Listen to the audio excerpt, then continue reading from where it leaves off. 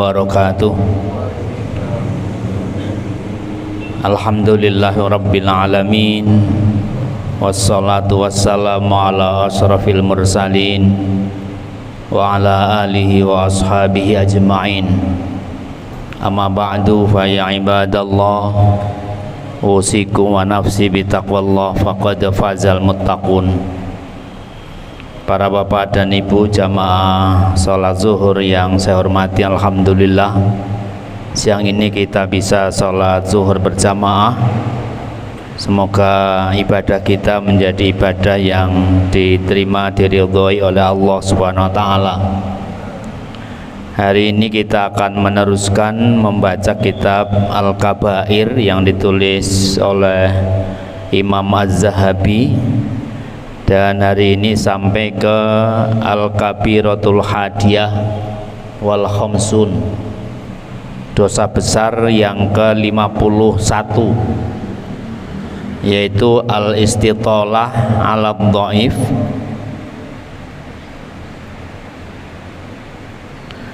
wal mamluk wal jariyah waz zaujah wad dabbah. Al-istitalah itu kalau kita buka di kamus-kamus bahasa Arab, salah satunya memberikan makna masahu bi'aibin. Mungkin agak tepat kalau kita mengartikannya menghinakan, ya. Istitalah menghinakan ad-dhaif, orang yang lemah. Wal mamluk, mamluk itu budak laki-laki, jariyah budak perempuan, wa zaujah istri, wa dabbah dan binatang melata. Jadi menghinakan orang lemah, menghinakan mamluk, budak, baik laki-laki maupun perempuan. Mungkin mirip-mirip dengan itu adalah asisten rumah tangga, mungkin pembantu juga, atau pegawai rendahan. Itu termasuk yang disebut oleh Imam Az-Zahabi sebagai Al-Kabair, Al-Kabiroh, dosa besar. Pada kitab itu disebutkan ayat Al-Quran, firman Allah SWT, wa'budullaha wa la tusyriku bihi syai'a wa bil walidaini ihsana wa bidil qurba wal yatama wal masakina wal jari dzil qurba wal jaril junubi was sahibi bil jambi wa ibnis sabil wa ma malakat aymanukum innallaha la yuhibbu man kana mukhtalam fakhura.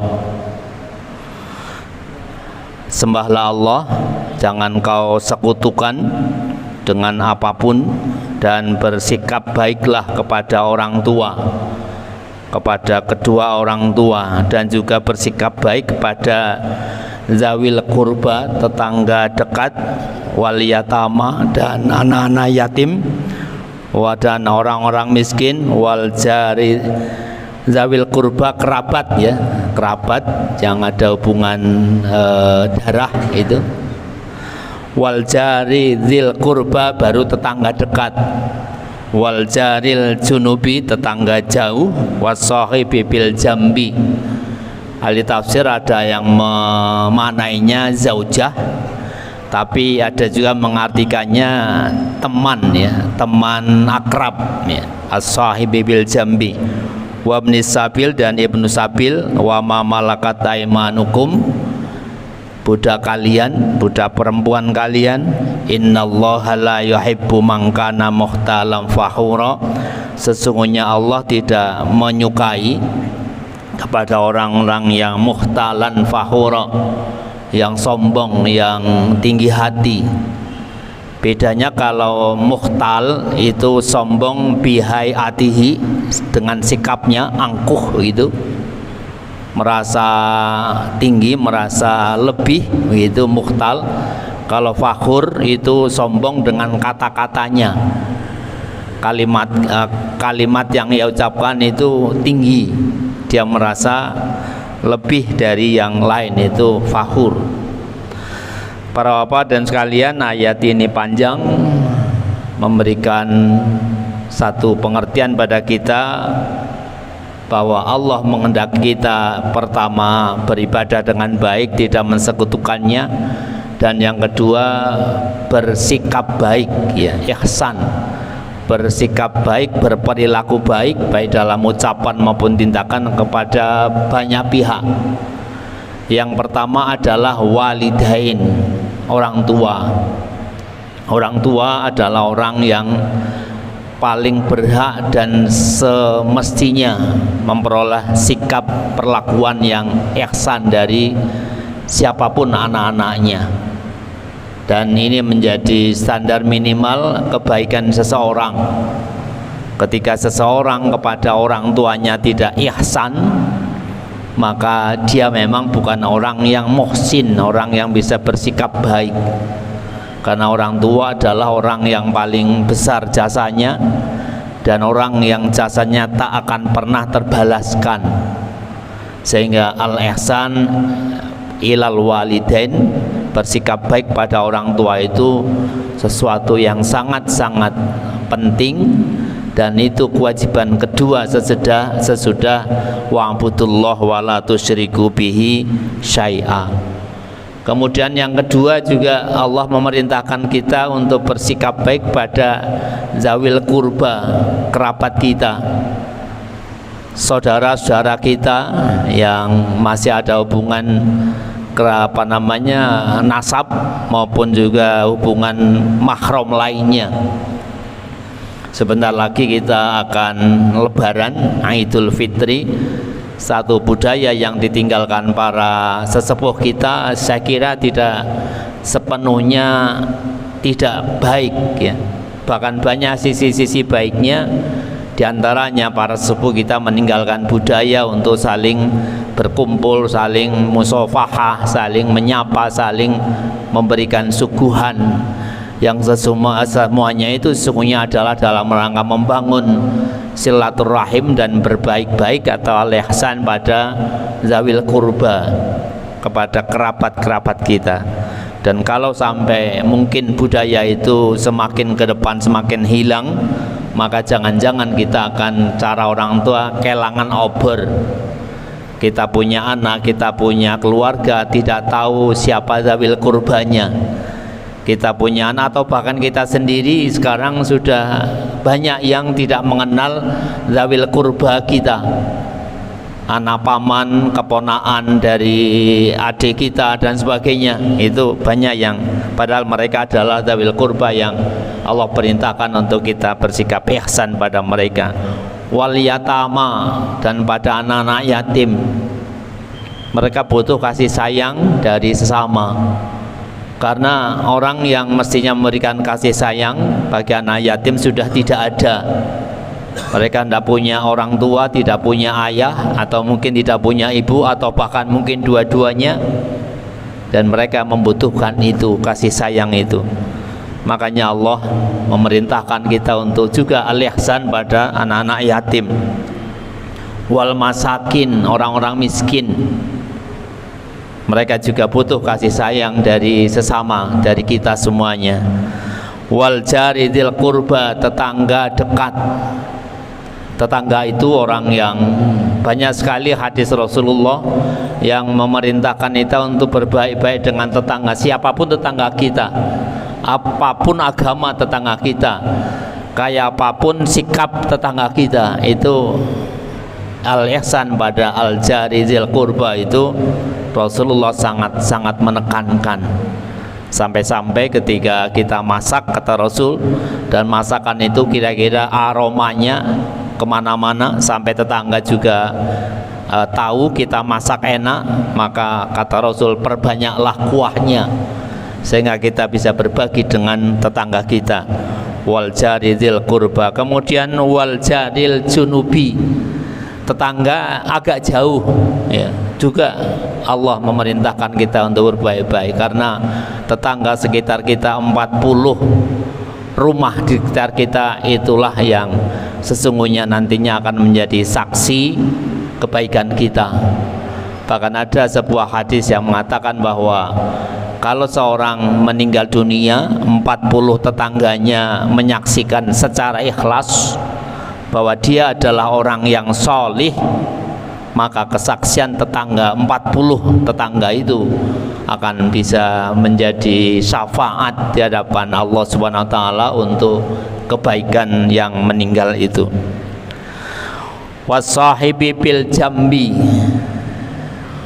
teman dekat betapapun itu, bukan tetangga kita, bukan zawil kurba, atau sebagian mengatakan itu zaujah, pasangan kita, istri kita, atau kalau ibu-ibu ya kira-kira suami kita. Itu juga orang yang berhak untuk memperoleh al-ihsan dari kita, sikap baik dari kita, dan kebaikan kita itu tentu akan punya efek positif pada diri kita sendiri. Wabni sabil, orang yang bepergian yang mungkin butuh bantuan, butuh katakanlah informasi dari kita tentang apa yang dibutuhkan, atau bahkan pada posisi tertentu dia butuh sangu dari kita atau butuh makan dari kita. Kita bersyukur hampir setiap masjid itu punya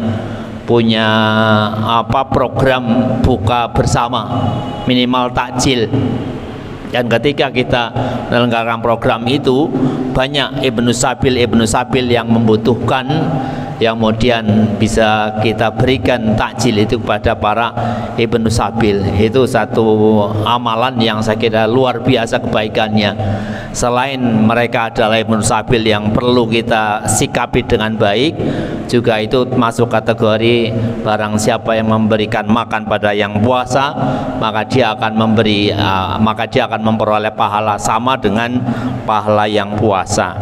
Wa ma malakat aimanukum, dan orang-orang budak-budak yang ada di rumah kalian itu juga berhak menerima sikap yang baik dari kita. Ayat ini ditutup oleh Allah, innallaha la yuhibbu man kana mukhtalan fakhura.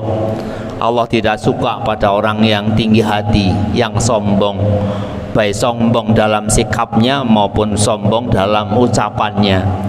Orang-orang yang tidak bisa bersikap ihsan, bersikap baik pada beberapa pihak tadi, orang tua, orang miskin, anak yatim, tetangga dekat, tetangga agak jauh, dan lain-lainnya tadi, itu adalah orang-orang yang mukhtalan fakhura, orang yang tinggi hati, sombong.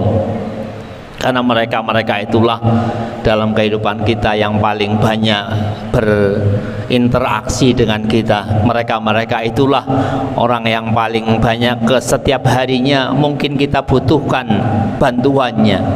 Nah, kalau dengan orang-orang yang selalu kita berinteraksi saja kita tidak bisa bersikap ihsan, lalu dengan siapa kita akan berbuat baik?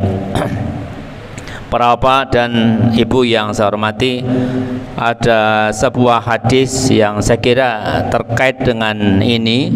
Rasulullah SAW bersabda, innallaha yu'adzibal ladzina yu'adzibunan nas fid dunya, bahwa Allah, kata Rasulullah SAW, itu akan menyiksa orang yang ketika di dunia itu suka berbuat aniaya kepada sesama, menyiksa sesama. Orang yang lemah, anak yatim, tetangga yang mungkin juga lemah, itu ketika dia disiksa oleh kita, terzalimi oleh kita, baik dengan sikap maupun ucapan kita, itu akan menjadi sababiah di hadapan Allah untuk nantinya juga kita akan disiksa oleh Allah Subhanahu wa taala.